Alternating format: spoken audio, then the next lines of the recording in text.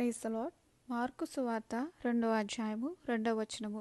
ఆయన ఇంట ఉన్నాడని విని వచ్చినప్పుడు అనేకులు కూడి వచ్చిరి గనుక వాకిటనైనను వారికి స్థలము లేకపోయెను.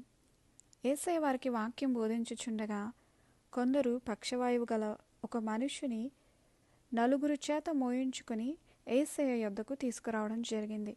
చాలామంది కూడి ఉన్నందున వారు ఆయన యొద్దకు చేరలేకపోయారు.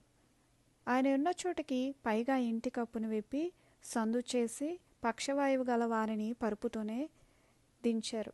యేసయ్య వారి విశ్వాసము చూచి, కుమారుడా, నీ పాపములు క్షమింపబడి ఉన్నవని పక్షవాయువు గలవానితో చెప్పడం జరిగింది. అలాగే పక్షవాయువు గలవారిని చూచి, నీవు లేచి నీ పరుపు ఎత్తుకొని ఇంటికి పొమ్మని నీతో చెప్పుచున్నానెను. తక్షణమే వాడు లేచి పరుపెత్తుకుని వారందరి ఎదుట నడిచి వెళ్ళెను. వారందరూ విభ్రాంతి నొంది, ఇలాంటి కార్యములు మేము ఎన్నడూ కూడా చూడలేదని ఒకరికొకరు చెప్పుకొని దేవుని మహిమపరిచారు. ఇక్కడ మనము ఈ యొక్క వాక్యం చూసినట్లయితే గనక దేవునికి అసాధ్యమైనది ఏదీ లేదు. యేసయ్యలో సమస్తము సాధ్యమే. ఒకవేళ డాక్టర్స్ ఈ జబ్బు నయమవుదు అని చెప్పినా సరే మన పరమ వైద్యుడు స్వస్థపరచగలరు. అయితే ఇక్కడ ఈ యొక్క నలుగురు మనుష్యులు వారి యొక్క సమయాన్ని హెచ్చించి ఆ యొక్క పక్షవాయువు గలవాని కొరకు ముందుకు వెళ్ళారండి.